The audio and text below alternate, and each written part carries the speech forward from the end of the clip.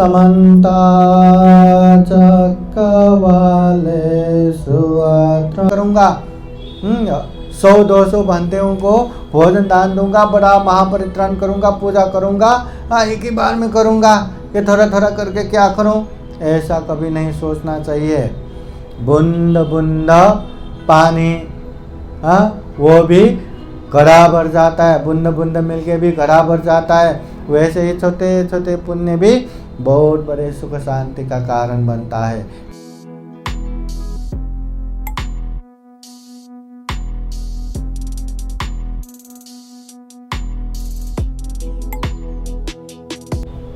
सभी जन हाथ जोड़िए और बोलिए साधु साधु साधु।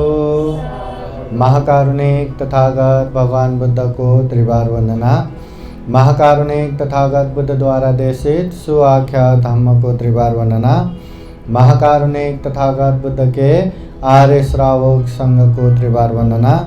परम पूजनीय बोधिसत्व डॉक्टर बाबा साहब अम्बेडकर और आज के कार्यक्रम में उपस्थित पूजनीय भिक्षु संघ, पूजनीय भिक्षु अनिरुद्ध थेरो, पूजनीय भंते शिला पियो और यहाँ उपस्थित संपूर्ण वाइवल परिवार, संपूर्ण उपासक उपासिकाएं, विशेषतः महाकारुणिक तथागत बुद्ध धम्म संघ के अनंत अनंत गुण धम्म और आशीर्वाद के अनुभव से आप सभी के जीवन में खूब खूब सुख हो, शांति हो, मंगल हो, कल्याण हो, ऐसे कामना करते हैं। और छोटे छोटे बच्चों के सुस्वास्थ्य निरोगिता के लिए बुद्ध धम्म संघ का आशीर्वाद हमेशा रहे। जो काम कर रहे हैं उन लोगों के उन्नति प्रगति के लिए भी बुद्ध धम्म संघ का आशीर्वाद हमेशा रहे। हमेशा दुख मुक्त रहे, भय मुक्त रहे, रोग मुक्त रहे, ऐसी कामना करते हुए आज का कार्यक्रम शुरू करते हैं। सर्वप्रथम महाकारुणिक तथागत बुद्ध और बाबा साहब को फूल अर्पण करके मेणबत्ती जलाने के लिए सर्वप्रथम श्रद्धावान उपासक गौतम वाइवल को यहाँ आमंत्रण करते हैं। फूल लीजिए, भगवान बुद्ध को फूल चढ़ाइए पहले। हाँ, और बाबा साहब को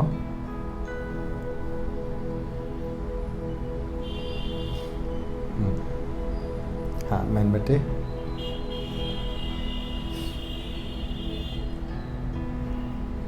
श्रेया इधर आओ, इधर बस बस मेणबत्ती, हाँ मेणबत्ती पकड़ के बैठो। जो जो आएगा उसको ये मेणबत्ती देते जाने का। हाँ फिर बाबा लगा, फिर एक जला के फिर उनको ही देने का, फिर दूसरे को देगा। उसको पकड़ के बैठ। हाँ इधर आके वंदना कीजिए। फिर श्रद्धावान उपासिका प्रणताई, आप भी आइए।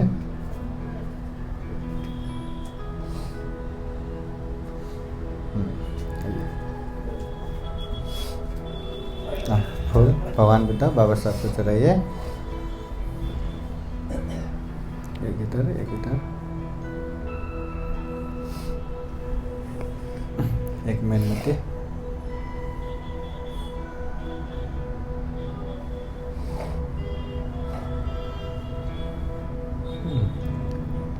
आइए अविनाश,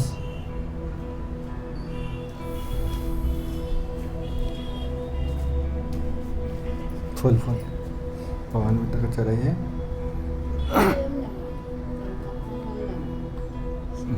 एक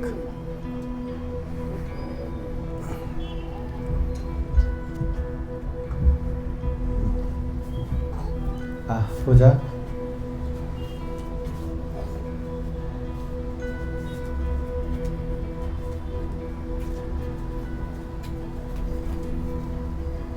सुखी हो सुखी हो सुखी हो। एक भगवान बुद्ध और बाबा साहब को एक एक चढ़ाइए। हाँ मेणबत्ती एक।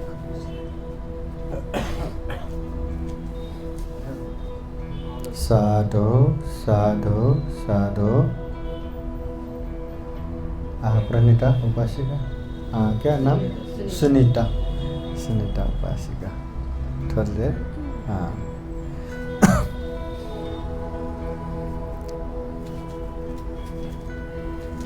भगवान बुद्ध बाबा साहब को एक एक फूल चढ़ाइए। सुखी हो, सुखी हो। आप भी उठिए, एक एक फूल चढ़ाइए भगवान बुद्ध बाबा साहब को। दो फूल क्या? दोन फूल क्या? लो, यही लो। हाँ, ठीक है। भगवान बुद्ध को एक डालो, चढ़ाओ। हाँ, और यहाँ एक, हाँ, एक मेणबत्ती पेटवा।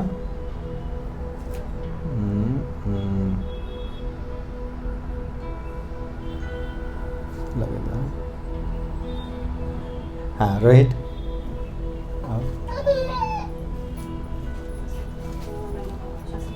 वंदन कर। भगवान बुद्ध बाबा साहब को फूल चढ़ाइए।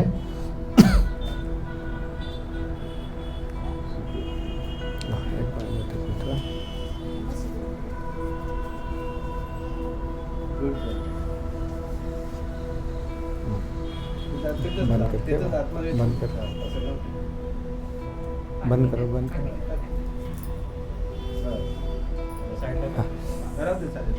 काय वंदन कर।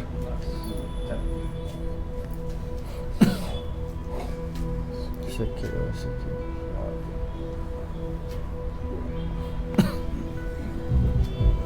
साधु साधु साधु। अभी सभी जन हाथ जोड़िए, बुद्ध धम्म संघ को वंदना करेंगे। जैसा मैं कहता हूँ सभी लोग थोड़ा आवाज़ जोर से, टीवी में भी आना चाहिए। हाँ, बोलिए साधु साधु साधु। अरहं सम्मा संबुद्धो भगवा बुद्धं भगवन्तं अभिवादेमि।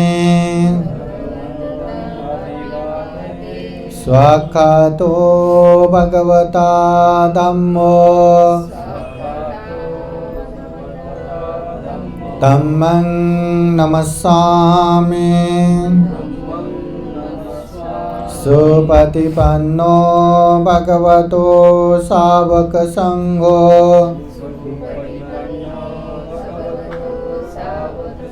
संघं नमामि। ओकाश वन्दामि भन्ते द्वारतयेन कथं सभां अपराधं क्षमता मे भन्ते। द्वितीयम्पि तृतीयम्पि ओकाश अहं भन्ते। शरणेन सह पंचशीलं धम्मं याचामि। अनुग्रहं कृत्वा शीलं देता मे भन्ते। द्वितीयम्पि तृतीयम्पि यमहं वदामि तं वदेत। नमो तस्सा भगवतो अरहतो सम्मा संबुद्दस्सा।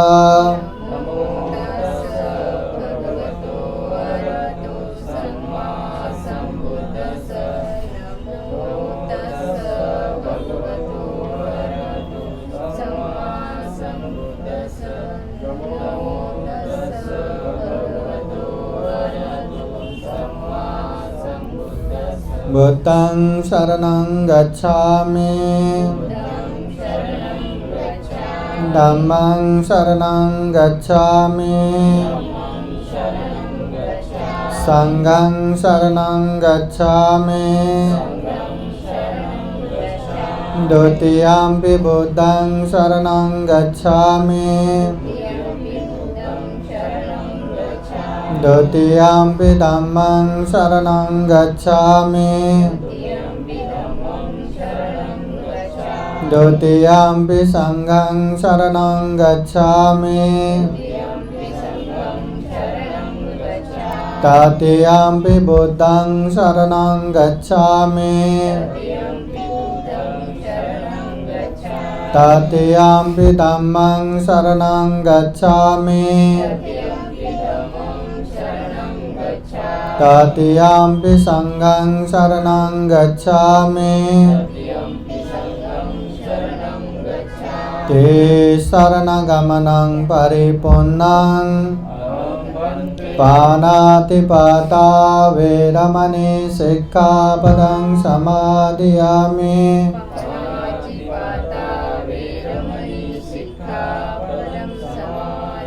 आदिन्नदाना वेरमणि सिक्खापदं समादयामि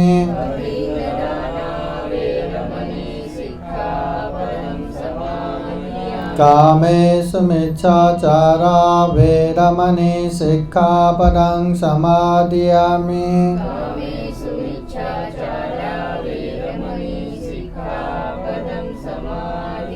मुसावादा वेरमणि सिक्खापदं समादयामि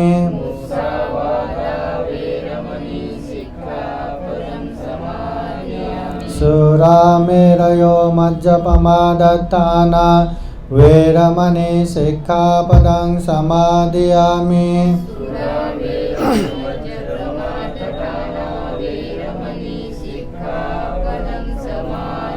ते शरणेन सह पञ्चशीलं धम्मं साधुकं सुरक्षितं कृत्वा अपमादेन सम्पादेत साधु साधु साधु बुद्धं नमामि धम्मं नमामि संघं नमामि।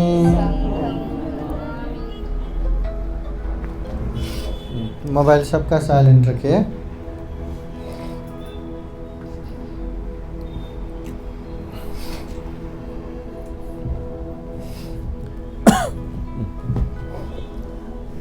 महाकारुणिक तथागत बुद्ध धम्म संघ के अनंत गुण धम्म और आशीर्वाद से भरा हुआ ये परित्राण पाठ करते हैं। इस परित्राण के अनुभव से बुद्ध धम्म संघ के अनंत गुण धम्म और आशीर्वाद के अनुभव से आप सभी के जीवन में खूब खूब सुख हो, शांति हो, मंगल हो, कल्याण हो, जीवन में ढेर सारा पुण्य धम्म करते हुए दुख मुक्त निर्वाण के तरफ निरंतर आगे बढ़ सके, ऐसी कामना करते हुए परित्राण पाठ करेंगे। श्रद्धापूर्वक परित्राण सुनने के लिए 3 बार साधु साधु बोलिए।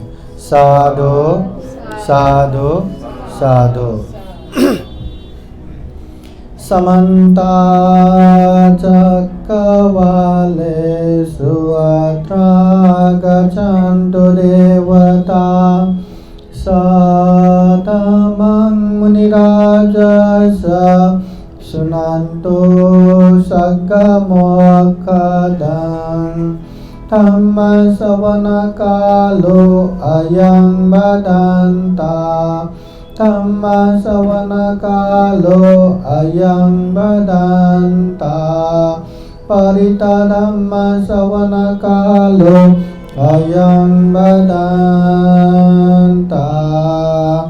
नमो तस्स भगवतो अरहतो सम्मा सम्बुद्दस्स। नमो तस्स भगवतो अरहतो सम्मा सम्बुद्दस्स। नमो तस्स भगवतो अरहतो सम्मा सम्बुद्दस्स।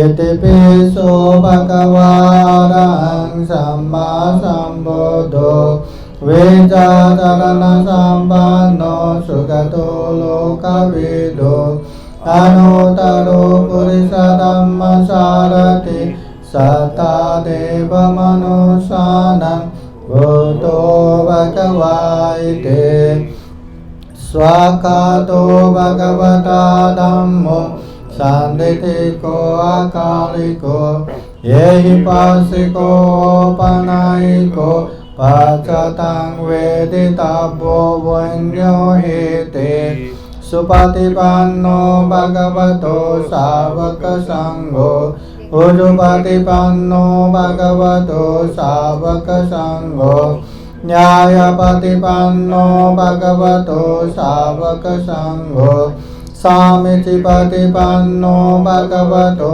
सावक संघो यदिदं चत्तारि पुरुषयुगानि अथ पुरुषपुगला एष भगवतो सावक संघो आहुनेयो पाहुनेयो दक्षिणेयो अंजलिकरणीयो अनुत्तरं पुण्यकेतं लोकसाते एतेन सचवज्रेण सोतिते होतु सर्वदा एतेन सचवज्रेण सबदुःखा सबभय सबरोगो विनाशतो एतेन सचवज्रेण होतु ते जयमङ्गलं करणीयमत्तकुशलेन यान्तं शान्तं पदं अभिसमे च सकुचु च शुचु च सुवचु च समुद्वनतिमानि सान्धु सको च सुवरो च अपकेचो च सल्लौकौदे सान्देन्द्रियो च निपको च अपगव्यो कुलेषु अननुगेद्धो न च कृतं समाचरे किञ्चित् येन वेण्योपरे उपवदेयं सुखिनो वा केमिनो वन्तु सर्वे सत्ता भवन्तु सुखिताता एके चिपानभूता ते तसावतावराव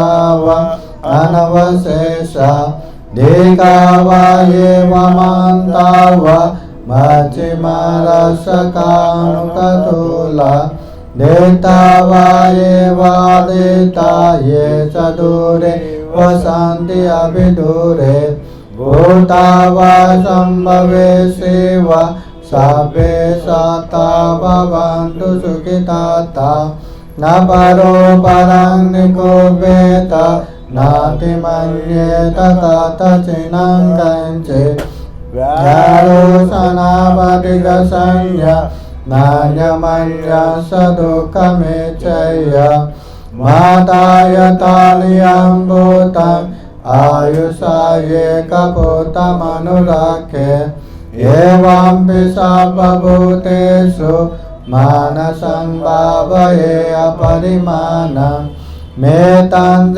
सर्वलोकास्मि मानसं भावये अपरिमाणम् ऊर्ध्वं अधो च तिर्यं च असंवादं अवेदं असपतं तीतं जलं निषिन्नो वा शयानो वा यावता स विगतमेधो एतं सतिं अदितेय ब्रह्ममेतं विहारं इदमाहो एतेन चानुपगम्यशीलवा दर्शनेन सम्पन्नो कामेषु विनयगेतं नहि जातु गवशय्यं पुनरेति एतेन सचवज्रेण सोतिते होतु सर्वदा एतेन सचवज्रेण सर्वदुःखा सर्वभय सर्वरोगो विनाशतो एतेन सचवज्रेण होतु ते जयमङ्गलं दुःखपत्ता च निर्दुःखा भयपत्ता च निर्भय शोकपत्ता च निःशोका वन्तु सर्वे विपानिनो एतावता च मे संपदं पुण्य संपदं साभे देवानुमोदन्तु सर्व संपत्ति सिद्धिया दानं ददन्तु सदाय शीलं रक्षन्तु सर्वदा पावना विरतावन्तो गच्छन्तु देवतागता सर्वे बुद्धा बलपता पचेकानञ्च यं बलम् अरहं दानं च तेजेन रक्षं वन्दामि सर्वशो आकाशता च भूमता देवानागमहितिका पुण्यन्तं अनुमोदित्वा चिरं रक्षन्तु बुद्धशासनम् आकाशता च भूमता देवानागमहितिका पुण्यन्तं अनुमोदित्वा चिरं रक्षन्तु धम्मदेशनम् आकाशता च भूमता देवानागमहितिका पुण्यन्तं अनुमोदित्वा चिरं रक्षन्तु त्वां पदन्ति साधु साधु साधु बुद्धं नमामि धम्मं नमामि संघं नमामि।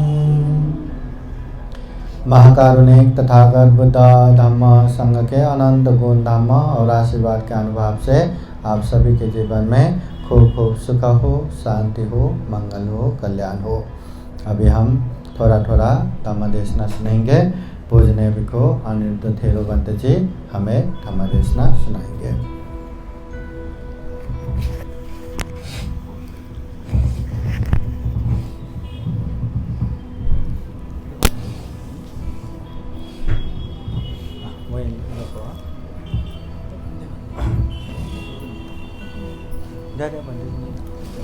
आमना साधु साधु बुद्धं नमामि धम्मं नमामि संघं नमामि।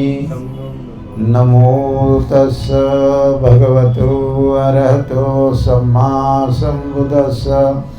नमो तस्स भगवतो अरहतो सम्मा सम्बुद्धस्स। नमो तस्स भगवतो अरहतो सम्मा सम्बुद्धस्स। महाकारुणिक तथागत गौतम बुद्ध बोधिसत्व डॉक्टर बाबासाहेब आंबेडकर या ठिकाणी पूजनीय पवित्र भिक्खू संघाला त्रिवार अभिवादन। या ठिकाणी जमलेले सर्व बौद्ध उपासक उपासिका बालक आणि बालिका आहे। आज आपण या ठिकाणी परिचालन पाठ आयोजित करून भक्तजन या ठिकाणी आमंत्रित केलं, त्याबद्दल खरोखरच आपण धन्यवादास पात्र आहात। म्हणून आज छोटा खाणी आपण कार्यक्रम केला ते या ठिकाणी सांगायचं हेच आहे की या ठिकाणी आपण भगवंताने सुद्धा असे वेळोवेळी परित्राण पाठ घेऊन आपल्या घराचं वातावरण धर्ममय बनवलं पाहिजे असं भगवंताने अनेक प्रकारच्या ठिकाणी सांगितलेलं आहे। म्हणून आपण पाहतो की अशा प्रकारचं परित्राण पाठ म्हणजे अंशकालीन का असेना, 2 घंट्याचं का असेना, दिवसभराचं का असेना, तर भगवान बुद्धाने असे परित्राण पाठ घेण्यासाठी 7-7 दिवस आपल्याला परित्राण पाठ घ्यायचा सांगितलेला आहे। परंतु आपण 7 दिवस मात्र तिथं नाही करत, परंतु 1 घंटा जरी आपण बसलो तरी मात्र आपण 1 घंटा एका जागेवर बसत नाही, कारण चोळमोळ करतच राहतो। म्हणून भगवान बुद्ध म्हणतात की अशा प्रकारे आपण जर 1 दिवस का होईना, आपण असं थोडं का होईना, अंशकालीन का होईना, 1 घंट्याचं का होईना, पण परित्राण पाठ आपल्या घरी घेतला पाहिजे। मग सगळेच आपण परित्राण पाठ घेतो असं सगळेच म्हणतात, मग आम्हाला परित्राण पाठ घ्यायचा आहे। म्हणून याचा विशेष महत्त्व आहे परित्राण पाठाचा। भगवान बुद्धाने सांगितलं की अशा प्रकारचं परित्राण पाठ घेणं आपल्या जीवनामध्ये आणि आपलं संरक्षण करून घेणं आहे, त्याची ग्वाही आहे। आणि म्हणून भगवंतांनी सांगितलं की अशा प्रकारे 2 भिक्षू एका जंगलामध्ये 40 वर्ष राहत होते आणि ते त्या जंगलामध्ये खडतर तपश्चर्या करत असत। खडतर तपश्चर्या करत असताना एका भिक्षूने चिवर त्याग केला आणि चिवर त्याग केल्याच्या नंतर ते ग्रस्त बनले। ग्रस्त बनल्याच्या नंतर काही दिवसांनी, काही वर्षांनी त्याचं लग्न झालं आणि लग्न झाल्याच्या नंतर काही वर्षांनी त्यांना एक मुलगा झाला। मुलगा झाल्याच्या नंतर कुणालाही आनंद वाटतो आणि म्हणून यांना सुद्धा आपल्या मुलाचा पहिलाच मुलगा झाला म्हणून आनंद झाला. चला, ज्या भंतेजी बरोबर आम्ही 40 वर्ष खडतर तपश्चर्या केली म्हणून या बाळाला सुद्धा त्यांचा आशीर्वाद मिळावा म्हणून दोघं पती पत्नी उठले आणि त्या बाळाला घेऊन भंतेजीकडे गेले. भंतेजीकडे गेल्याच्या नंतर भंतेजीचं वंदन केलं. आईवडिलांनी त्रिवार वंदन केलं. बाळाला भंतेजीच्या चरणावर ठेवलं आणि भंतेजीनं उपासकांनी वंदन केल्याच्या नंतर भंतेजी त्यांना दीर्घायुष्य भव असा आशीर्वाद दिला. आशीर्वाद दिल्याच्या नंतर भंतेजीने मात्र त्या बाळाला आशीर्वाद नाही दिला. असं म्हणल्याच्या नंतर वडिलांच्या मनामध्ये थोडं परंतु वाटलं की आमच्या बाळाचं बळवट होत नाही ना. आम्हाला आशीर्वाद दिला खरा, पण आमच्या बाळाला आशीर्वाद दिला नाही, तर आमच्या बाळाचं बरं वाईट तर होत नाही ना. त्याने पुन्हा भंतेजीला वंदन केलं आणि भंतेजीला वंदन केल्याच्या नंतर भंतेला विचारलं की म्हणते, आपण आम्हाला दीर्घायुष्य भव असा आशीर्वाद दिला खरा, पण आपण आमच्या बाळाला आशीर्वाद नाही दिला, काय कारण आहे म्हणते. असं म्हणल्याच्या नंतर म्हणते 2 मिनटं मौन राहतात आणि मौन राहिल्याच्या नंतर त्या बाळाच्या आईवडिलांना सांगतात की या बाळाला मी आशीर्वाद यासाठी नाही दिला कारण हे बाळ 7व्या दिवशी मृत्यूला प्राप्त होणार आहे, यासाठी मी या बाळाला आशीर्वाद नाही दिला. असं म्हणल्याच्या नंतर आईवडील घाबरले आणि घाबरल्याच्या नंतर पुन्हा त्यांनी भंतेजीला वंदन केलं की भंते, आमच्या बाळाला वाचवण्यासाठी काही ना काहीतरी उपाय सांगा. जे काय आम्ही सांगाल ते आम्ही तात्काळ तयार कराय, पण आमचं बाळ वाचलं पाहिजे. असं म्हणल्याच्या नंतर म्हणते 2 मिनटं मौन राहतात आणि मौन राहिल्याच्या नंतर त्या बाळाच्या आईवडिलांना सांगतात की मला तर याचं मात्र काही माहीत नाही, परंतु तुम्ही असं करा, भंतेजी भगवान बुद्ध श्रावस्तीमध्ये आहे, तुम्ही त्यांच्याकडे या बाळाला घेऊन जा आणि घेऊन गेल्याच्या नंतर भंतेजी नक्कीच त्याचं काहीतरी मात्र इलाज सांगतील. ते ऐकून तुम्ही मात्र तसं केलं तर बाळाचं प्राण वाचू शकतो. असं म्हणतात का नाही म्हणतात. लगेच त्याने बाळाला उचललं आणि उचलल्याच्या नंतर श्रावस्तीच्या रस्त्याने ते चालू लागले. चालता चालता त्याने श्रावस्ती गाठली आणि गाठल्याच्या नंतर लगेच भगवान बुद्ध गंधकुटीमध्ये बसलेले होते आणि गंधकुटीमध्ये बसल्याच्या नंतर यांना खूप आनंद झाला की भंतेजी एकटेच आहे, बसलेले आहे गंधकुटीमध्ये आणि विशेष आम्हाला म्हणजे ते भेटले आणि एकांत आहेत म्हणून त्यांना जरा थोडं हायसं वाटलं. लगेच ते गंधकुटीमध्ये गेले, बाळाला भगवंताच्या चरणाजवळ ठेवलं आणि चरणाजवळ ठेवल्याच्या नंतर लगेच त्यांनी भगवंतांना त्रिवार अभिवादन केलं. भंतेजीने सुद्धा भगवान बुद्धाने सुद्धा त्यांना म्हटलं दीर्घायुष्य भव असा आशीर्वाद दिला भगवंताने, परंतु भगवंताने सुद्धा त्या बाळाला आशीर्वाद नाही दिला. बाळाला आशीर्वाद नाही दिल्याच्या नंतर त्या बाळाच्या आईवडिलांना खूप वाईट वाटलं की आता मात्र भगवंताने स्वतः आशीर्वाद नाही दिला तर नक्कीच आमच्या बाळाचं काही ना बरं वाईट होणार आहे. असं म्हणल्याच्या नंतर भगवंताने त्यांना पुन्हा त्रिवार अभिवादन केलं आणि भगवंताला म्हणाले, भगवान आपण आम्हाला दीर्घायुष्य भव असा आशीर्वाद दिला खरा, पण आमच्या बाळाला आशीर्वाद नाही दिला. भगवान आमच्या बाळाचं काही बरं वाईट तर होत नाही ना. असं म्हणल्याच्या नंतर भगवान 2 मिनटं मौन राहतात.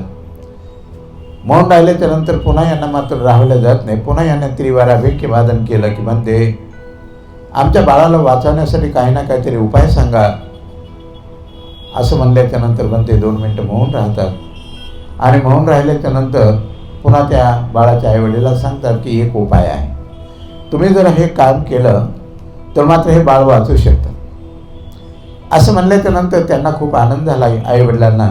भंतेजी सांगा, काय सांगा, आम्ही तात्काळ करायला तयार आहोत. असं म्हणल्याच्या नंतर भंतेजी 2 मिनटं मौन राहतात आणि म्हणतात असं करा की तुम्ही या बाळाला घेऊन आपल्या घरी जा. घरी गेल्याच्या नंतर आपल्या प्रवेशद्वारासमोर मोठा पेंडॉल टाका आणि पेंडॉल टाकल्याच्या नंतर डाव्या बाजूला बाळासाठी एक पलंग ठेवा आणि पलंग ठेवून त्याला जे काही 7 दिवस परित्राण पाठ घ्या.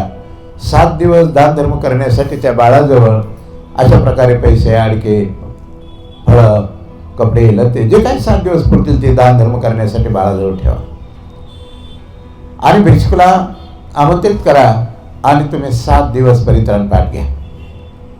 किती दिवस? 7 दिवस परित्राण पाठ घ्या. असं सांगितल्याच्या नंतर ते आईवडील फार खुश झाले. त्याने लगेच भंतेजीला वंदन केलं आणि भंतेजीला वंदन केल्याच्या नंतर आपल्या बाळाला घेतलं आणि आपल्या घरी आले. घरी आल्याच्या नंतर त्याने दुसऱ्या दिवशी लगेच आपल्या प्रवेशद्वारासमोर मोठा पेंडॉल टाकला आणि पेंडल टाकून त्या ठिकाणी सगळी भंतेजीची बारावी बसण्याची अवस्था केली. डाव्या बाजूला बाळासाठी पलंग टाकला. तिथं दान धर्म 7 दिवस पुढे तसे बाळाजवळ ठेवलं आणि भंतेजीला बोलून परित्राण पाठ सुरू केला. परित्राण पाठ सुरू होता होता होता 6 दिवस परित्राण पाठ लगातार भिक्षूने 6 दिवस परित्राण पाठ घेतला. परित्राण पाठ घेता घेता घेता 6 दिवस परित्राण पाठ 7 दिवस लगातार चालू लागला.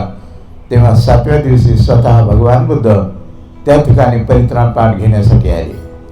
जेव्हा परित्राण पाठ घेण्यासाठी बुद्ध त्या ठिकाणी आले, भगवान बुद्ध परित्राण पाठ घेऊ लागले, तर सगळे ब्रह्मांडातील देवता त्या पेंडलच्या चारो बाजूने उभे राहिले. त्या ठिकाणी त्या बाळाला घेण्यासाठी तो मृत्यूराज मार त्या ठिकाणी प्रवेशद्वारासमोर उभा होता आणि तो संदेश शोधत होता की मी बाळाला केव्हा घेऊन जातो. तो संदेश शोधत होता. परंतु भगवान बुद्ध स्वतः परित्राण पाठ घेत असल्यामुळे आणि चारो बाजूला ब्रह्मांडातील सगळे देवता चारो बाजूने असल्यामुळे ह्या बाळाच्या भोवती चारो बाजूने कवच झालं. त्यामुळे मात्र त्या मृत्यूराजला किंवा माराला त्या बाळाला घेऊन जाण्याची संधी प्राप्त नाही झाली. संधी प्राप्त नाही झाल्याच्या नंतर स्वतः परित्राण पाठ घेऊ लागला. त्याला मात्र ही संधी न सापडता तो 2 मैल पाठीमागे सरकला. भगवान बुद्धाने 7 दिवस परित्राण पाठ घेतला. परित्राण पाठ घेता घेता घेता 7वा दिवस आणि रात्र संपून गेली. सकाळी 8-9 वाजले आणि 8-9 वाजल्याच्या नंतर भगवान बुद्धाने पूजा अर्चा केली आणि मग आपल्या त्या बाळाच्या आईवडिलांना सांगितलं की जा बाळाला घेऊन या. हे सगळं परित्राण पाठ चालू असताना बाळाच्या हाताने जे काही दान धर्म केलं तसं त्याचा तो आजार बरा होत गेला, बरा होत गेला, बरा होत गेला. त्यानं मनोबल वाढू लागलं. असं होता होता होता बाळाचं सगळं जे काही मृत्यू ज्या कारणाने होणार होता ते संपून गेलं. आणि संपून गेल्याच्या नंतर भगवंताने 8-9 वाजता पूजा केली आणि पूजा केल्याच्या नंतर त्या आईवडिलाला सांगितलं की जा बाळाला घेऊन या. लगेच ते उठले आणि लगेच त्यांनी बाळाला उचललं आणि लगेच भगवंताच्या चरणाजवळ ठेवलं. ठेवल्याच्या नंतर लगेच भगवंताने त्याचं आयुवर्धन असं नाव ठेवलं. काय नाव ठेवलं? आयुवर्धन असं नाव ठेवलं. आणि आयुवर्धन नाव ठेवल्याच्या नंतर आपल्यासारखे उपासक बसलेले होते, भिक्षू बसले होते, त्यांनी विचारले की भगवान आता या बाळाचं आयुष्य काय असणार आहे. तेव्हा भगवान बुद्ध म्हणला की या बाळाचा आता मृत्यू टळलेला आहे. म्हणून या परित्राण पाठाने या धर्माच्या बलाने हे बाळ मात्र आता सुखरूप आहे, याचा मृत्यू टळलेला आहे. पण हे बाळ मात्र आता 120 वर्ष जगणार आहे. किती वर्ष जगणार आहे? 120 वर्ष जगणार आहे. आणि म्हणून असं म्हणल्याच्या नंतर त्या आईवडिलाचं काळीच काय असेल म्हणून त्यांना खूप आनंद झाला. आणि अशा प्रकारचं ते सांगितल्याच्या नंतर पुढे भक्तजींना विचारलं की भक्तजी पुढचं याचं आयुष्य काय असणार आहे. तेव्हा भगवंताने सांगितलं याचं पुढचं आयुष्य असलं आहे की हा अतिशय हुशार भिक्षू निघणार आहे. आपल्या जीवनामध्ये सगळं भारतभर भ्रमण करेल आणि आपले 500 शिष्य बनवेल. हे सारं भारतभर प्रचार आणि प्रसार करेल. पुढचं हे भविष्य त्याचं आहे. अशा प्रकारे सांगितल्याच्या नंतर आई वडील खुश झाले. खुश झाल्याच्या नंतर आई वडिलांना म्हणलं की एवढ्या मोठ्या परित्राण पाठाच्या बलाने आमचं बाळ वाचलं, धर्माच्या बलाने आमचं बाळ वाचलं, आता आम्ही घरी काय नेऊन का करणार आहे. म्हणून त्यांनी लगेच बाळाला उचललं, भगवंताच्या चरणाजवळ ठेवलं आणि भक्तेजीला दान देऊन टाकलं. जमत असेल तर आपण हे करा. आणि म्हणून अशा प्रकारचं दान, अशा प्रकारचं परित्राण पाठ याच्यासाठी आपण घेतो की आम्हाला सुद्धा त्याचं कवच तयार झालं पाहिजे. आम्हाला कोणत्याही प्रकारची इजा किंवा बाधा होऊ नये यासाठी हे परित्राण पाठ घेतलं जातं. त्यांनी घेतला म्हणून आम्ही घेतला म्हणून त्यांनी घेतला, त्याचं कारण मोठे हे आहे. आणि म्हणून आपल्या सर्वांच्या भोवती चार बाजूने कळं तयार व्हावं. आपल्याला कोणत्याही कठीणाईचा सामना करू नये, आपल्याला कोणती रोगराई होऊ नये आणि आपल्याला आयुष्य वर्ण सुख आणि बल या चारही गुणाची प्राप्ती व्हावी यासाठी हा परित्राण पाठ आपण घेतो. म्हणून एवढंच बोलून या ठिकाणी मी थांबतो. पुढचं जे प्रवचन आहे ते भक्तेजी देतील असे मी आपल्या सर्वांच्या तर्फे आणि माझ्यातर्फे विनंती करतो की भंतेजी आम्हाला धम्मदेशना देऊन आम्हाला उपकृत करावं अशी भंतेजीला मनपूर्वक विनंती करतो.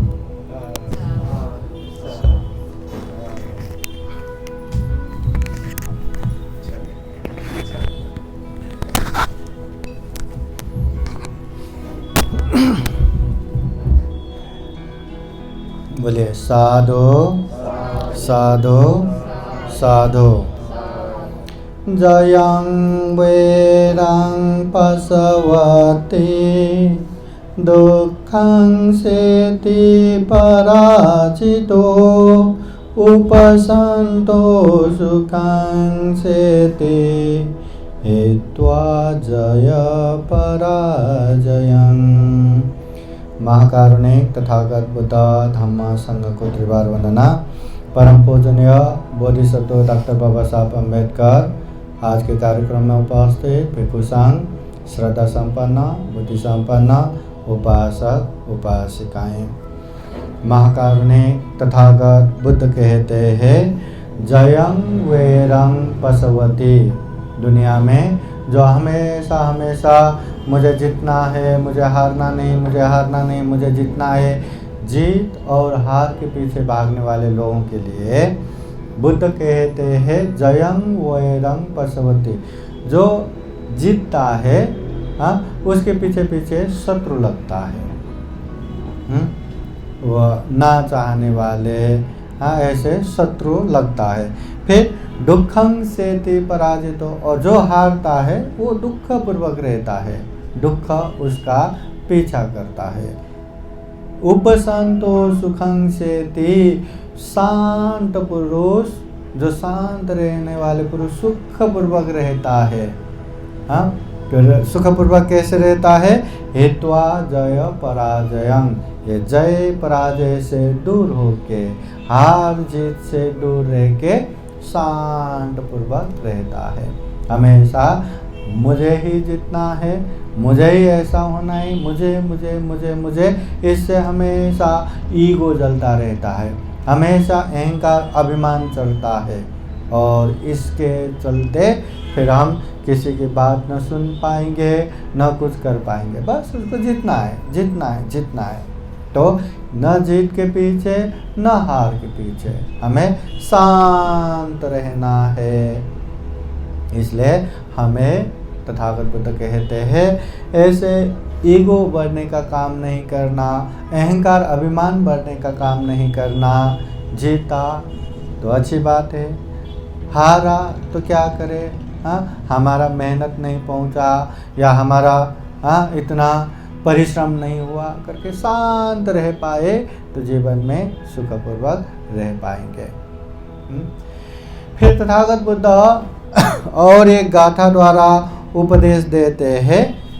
तथागत बुद्ध कहते हैं जिगच्छा परमा रोगा संखारा परमा दुखा ये तन्यत्वा यथा भूतं निब्बानं परमं सुखं। जिगच्छा परमा रोगा, इस दुनिया में सबसे ज़्यादा सबसे बड़ा दुख है तो भूखा पेट। भूख सबसे बड़ा रोग है। लोग कहते हैं ना ये रोग बड़ा है, कैंसर होना बड़ा है, ये होना बड़ा है, वो होना बड़ा है, पर सबसे बड़ा रोग तथागत बुद्ध कहते हैं जिगच्छा, भूख सबसे बड़ा रोग है। संखारा परमा दुखा, ये संस्कार सबसे बड़ा दुख है। जो भी हम ऐसा ही चाहिए वैसा ही चाहिए, जो संस्कार हम डालते हैं सबसे बड़ा दुख है। ये तन्यत्वा यथा भूतं, इस तरह के चीज़ों को जैसा है वैसा ही यथार्थ रूप से जानेंगे समझेंगे तो निब्बानं परमं सुखं, इस तरह से प्राप्त जो निर्वाण है वो निर्वाण सबसे बड़ा सुख है। निर्वाण बोले तो जहाँ संपूर्ण तृष्णा खत्म हो गया, मन के सारा क्लेश दमन हो गया, निर्मूल हो गया, जहाँ कोई भी दुख बाकी नहीं रहा, ऐसे अवस्था को निर्वाण कहते हैं। और दुनिया में सबसे बड़ा सुख यही निर्वाण है।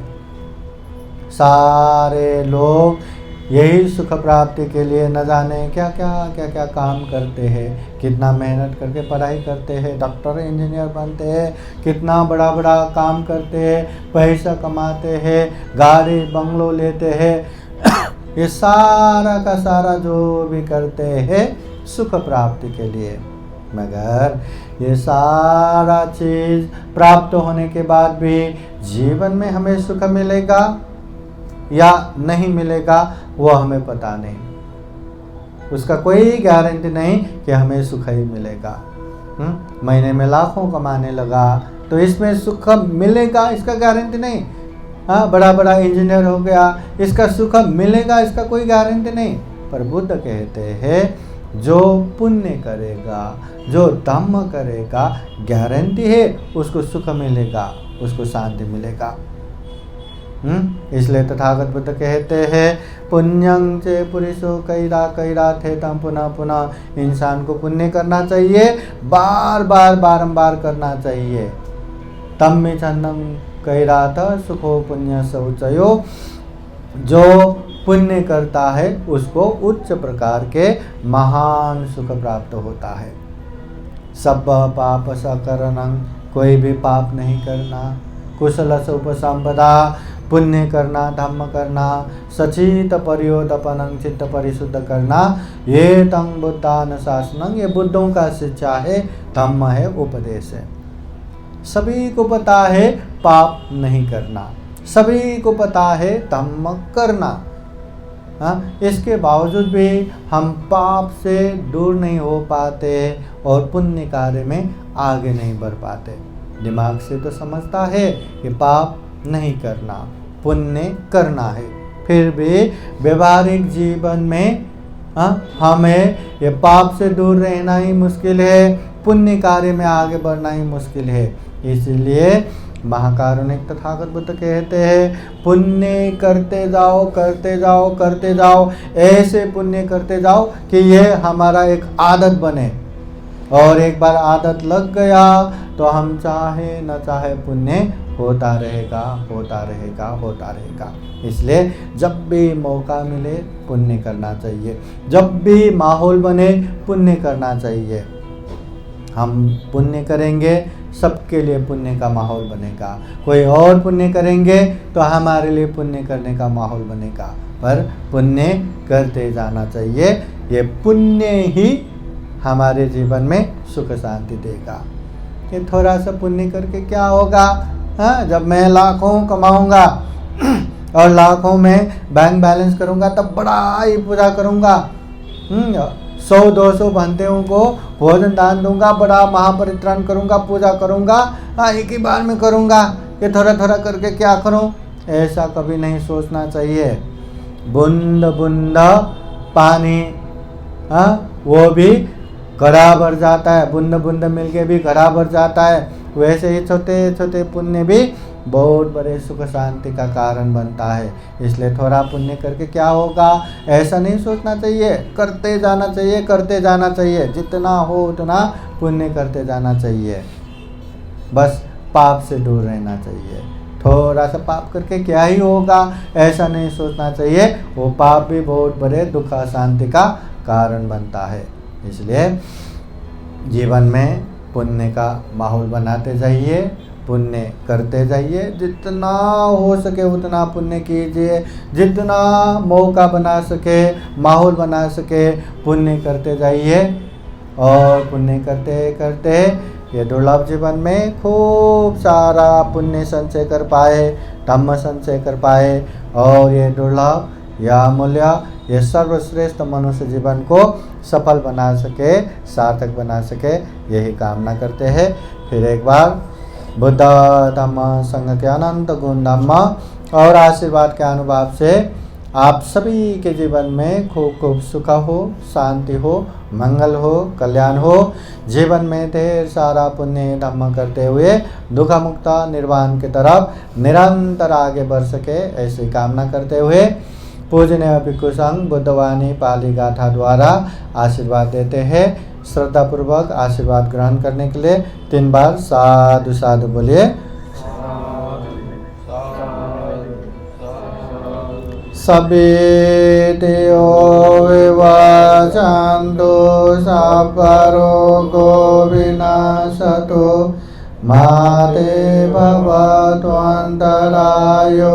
सुखी दीर्घायुको भव भवतु सर्वमङ्गलं रक्षन्तु सर्वदेवता सर्वभूतानुभावेन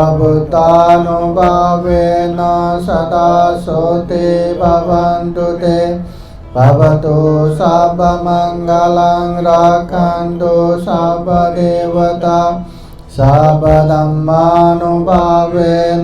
सदा सोते भवन्तु ते भवतु सर्वमङ्गलं रक्षन्तु सर्वदेवता सर्वसङ्गानुभावेन सदा सोते भवन्तु ते एचितं वाचितं दुह्यङ्गे पमेव समेचतो सबे पुरेन्दु चित्तसङ्कल्प छन्दोपन्नरसो यथा आयु आरोग्य सम्पत्ति सर्गसम्पत्तिमेव च अतो निब्बान सम्पत्ति इमिनाते समेततो साधु साधु साधु बुद्धं नमामि धम्मं नमामि संघं नमामि।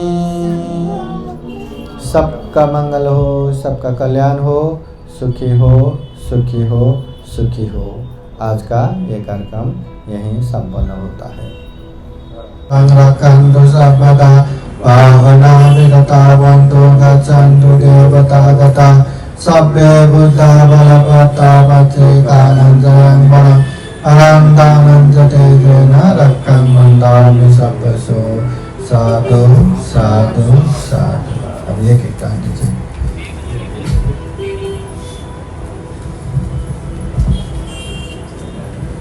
सुखी हो, मंगल हो, कल्याण हो, सुखी हो सुखी हो सुखी हो, मंगल हो, कल्याण हो, सुखी हो। साधु साधु बुद्धं नमामि, बुद्ध को नमन करता हूँ। धम्मं नमामि, धम्म को नमन करता हूँ। संघं नमामि, संघ को नमन करता हूँ।